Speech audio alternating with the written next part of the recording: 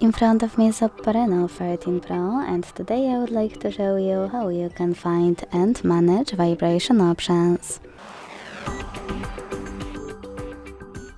Begin by launching settings and scrolling to heat sounds and vibration. Now you can tap on ring to manage this switcher next to vibrate on ring.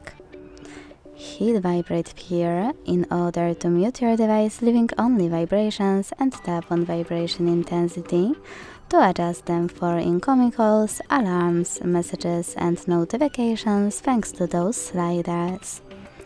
Go back to scroll all the way down.